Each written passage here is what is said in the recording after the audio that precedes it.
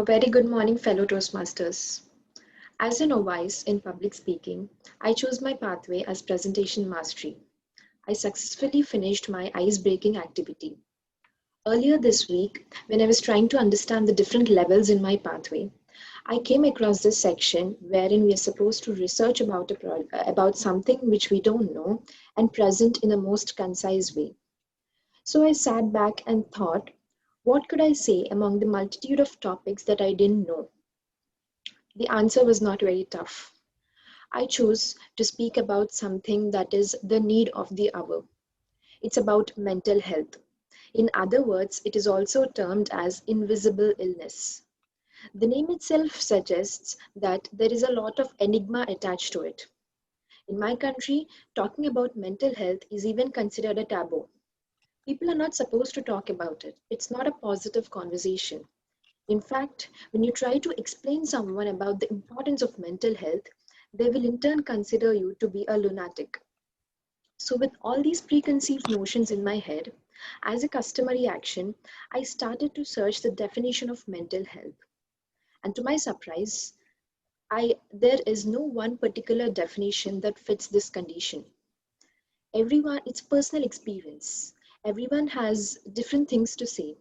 Well, the doctors talk about this condition in a particular way. The people who have experienced this can have different things to do. So, I'm not going to define mental health today because I don't think it'll have to fit into a 3 or 4 lines definition.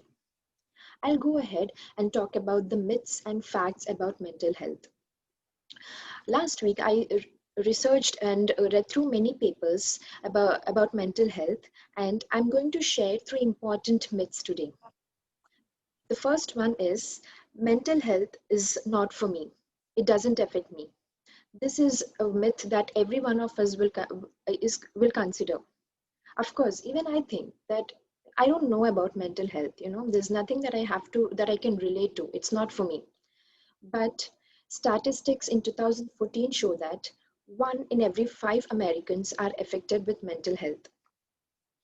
So, in fact, many celebrities have come out and been vocal about their conditions. In spite of having money, fame, and everything else they ever wanted, mental health still affects people.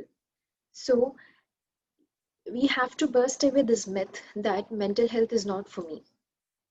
Second important myth: children are not affected with mental health problems. This is a wrong statement because today's technology has really helped us and also it became a bane to us. I remember in my early childhood, growing up, I was not exposed to many gadgets. In fact, the only technology that we were encountered is television sets. But now, from the very formative ages, people are exposed to different gadgets. I mean, the children in particular are exposed to different gadgets, and their ability to think is reducing to a very large extent. In fact, they are developing an adversarial condition. They are not able to think, and the patience level in them is decreasing. All these problems are leading to a lot of mental health issues, both in children and adolescents. The third and the last myth that I'm going to tell today is there is no hope for people with mental health problems. Once they develop the mental health problem, they will never recover. This is a very negative statement to make. In fact, there are enough examples out in the society where people have dealt with mental health, and there are enough stories that they have recovered through it and are very normal today. So they, there may be different ways to treat mental health. For one, therapy with a doctor might work. For others, taking medical pills might work. And for some people, just interacting with people and the community will work. So it's different for every person. But there is a definite cure. Even though it might take long, the cure is definite. So these are the 3 important myths. And as a closing statement, I would like to say that we are amidst a pandemic. In a small way, we all, in some time or the other, we are developing some issues, mental issues, because we are not moving out into the society. We are homebound.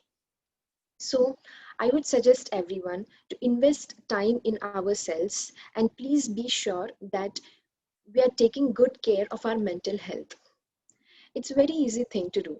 In fact, I have few suggestions from my end. Just try to meditate for 15 minutes each day. It will help you to a lot. It will help you do miracles in life. Meditating helps you to concentrate on your inner self. The second activity is pursue a hobby that you always wanted to do. It can be the most simplest of things, like reading books or cooking or painting, anything. And the third important thing is whatever you feel, share with your family, because your family comes first and they are your biggest support system. So I hope every one of us will take care of our mental health and come out of this pandemic. Thank you.